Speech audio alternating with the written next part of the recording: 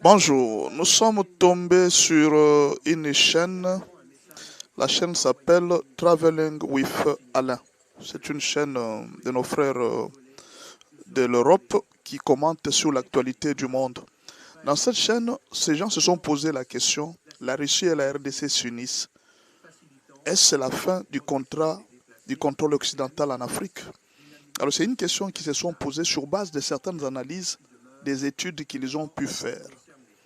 D'après eux, le 27 février dernier, le président Félix a envoyé un émissaire qui s'est rencontré à Moscou avec le chargé des affaires africaines russes.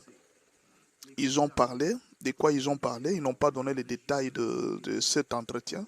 Mais dans cette analyse, ils étaient en train de voir comment est-ce que le président Félix Tshisekedi tente de se détourner de l'Occident pour se donner à la Russie. Bon, ce qui est sûr, c'est que la RDC a un contrat, une constitution selon laquelle elle peut collaborer avec toutes les nations du monde. Rappelez-vous qu'aujourd'hui, l'Égypte, c'est un allié de taille des États-Unis. Et les États-Unis financent même le budget militaire égyptien. Mais l'Égypte collabore en armes et en tout avec la Russie. Donc je ne sais pas si c'est là que la RDC va, mais ils étaient en train de dire, bon, est-ce que cela sera-t-il une solution pour la RDC avec cette guerre de l'Est qui sévit? Est-ce que ça ne va pas donner un choc entre l'Occident et la Russie pour la perte du contrôle de l'Afrique? Ils étaient en train de faire une étude qui était très intéressante, mais ce qui m'a intéressé, c'est de savoir comment est-ce que cette information n'est pas trop commentée par les Congolais eux-mêmes. C'est comme si beaucoup de gens ne savent pas vraiment ce qui se passe en secret. Et je ne sais pas si c'est un secret, parce qu'eux, ils connaissent déjà, donc ce n'est pas un secret. C'est une information qui est officielle. Ça, ce sont les Occidentaux qui commentent. Ils disent, mais de toute façon, est-ce que si on pouvait faire venir les Wagner en Afrique, n'y aura-t-il pas de problème?